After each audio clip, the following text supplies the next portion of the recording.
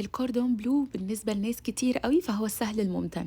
بنحب نحطه في الفريزر ويسهل علينا يومنا في وجبات الغداء او نعمل سندوتشات منه للولاد، على قد برضه ما بنستصعب طريقته وتقفيله ونقلق ان هو يفتح مننا في الزيت او ان ما يكونش استوى كويس من جوه.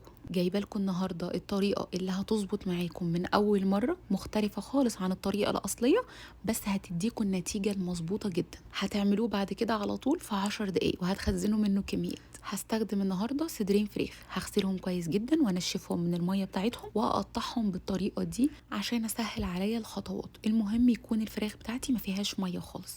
هجيب الكبه بتاعتي او الفود بروسيسور المتاحه عندي وهحط فيها صدور الفراخ، عليها تتبيله الملح والفلفل بس، وهضرب ضربه واحده بس. الضربه دي هتخلي الفراخ كلها تتجانس مع بعض وفي نفس الوقت ما بقتش عجين وما تفتتتش، ومحتفظين بنساير الفراخ زي ما هي. طيب هنعمل ايه بقى بعد كده؟ هبدأ بقى ألف الكوردون بلو عادي خالص زي الطريقة الأصلية. هحط قدامي ستريتش راب أو أكياس نايلون من بتاعة الساندوتشات، وهفرد عليها قطع الفراخ بالشكل دي. فردوا بقى بالحجم اللي انتوا عايزينه، ومستطيل، مربع، عرض شوية، طول شوية، زي ما تحبوا، عليه التركي وأي نوع جبنة تحبوه في الحشو من جوه. وهبدأ ألف بالطريقة دي. ايه بقى اللي خلاني اعمل كده من الاول خالص؟ اللي خلاني اعمل كده ان الفراخ وهي مضروبة ومتقطعة بالطريقة دي بتتقفل بكل سهولة وبساطة وبتتلم كويس جدا. يعني هتقدروا تتحكموا في لمتها من الجناب ومن فوق ومن تحت بطريقة مظبوطة، ما تطلعش الحشو ابدا بره ولا عمرها هتفتح. كمان عايزه اقول لكم ان الفراخ هتكون مستويه كويس قوي، يعني دايما بنكون قلقانين قوي ان هي تاخد لون من بره بسرعه وما تستويش من جوه، لكن بالطريقه دي هي هتستوي من جوه بسرعه جدا وبكل بساطه. خلاص لفيت رولات بقى بالطريقه دي وقفلت عليها كويس قوي. هحطها في التلاجة او لو مستعجله عليها هحطها في الفريزر تتشمع شويه صغيرين، وهخلص انا بقى الكميه كلها. عملت 4 رولات بصدرين الفراخ دول.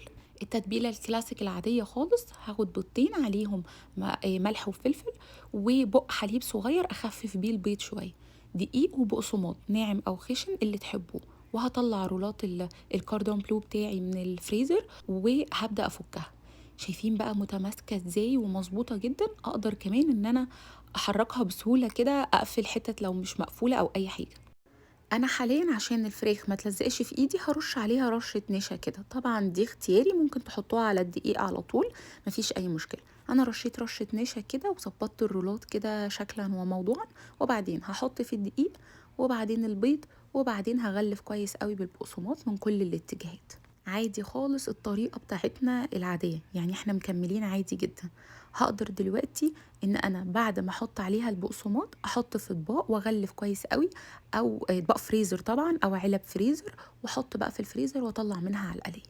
زيت ما يكونش غزير بس يكون سخن كويس جدا، وههدي للوسط بعد ما انزل الفراخ بتاعتي. مش هقلب خالص الرولات بتاعتي غير لما تكون اتحمرت من الجنب ده، احط على الجنب التاني وهكذا. والنار وسط، تاخد بقى اللون اللي انا عايزاه مظبوط جدا وتقرمش كده من بره وتمسك نفسها. هبتدي اطلعها. اذا متاح عندكم اير فراير وحابين انها تكون صحيه اكتر تقدروا تحطوها في الاير فراير عادي جدا، هتتحمر وهتستوي وما تخافوش منها ابدا. هنطلعها بقى على كولينج ريك كده او اي حاجه نصفي الزيت منها وتبقى في الهواء كده عشان تفضل مقرمشه. كلهم شكلهم مظبوط وحلو جدا. هنختار بقى رول عشوائي كده دلوقتي واتفرجوا بقى على جماله من جوه مستوي ازاي ومظبوط جدا، والطعم حقيقي اكتر من روعه.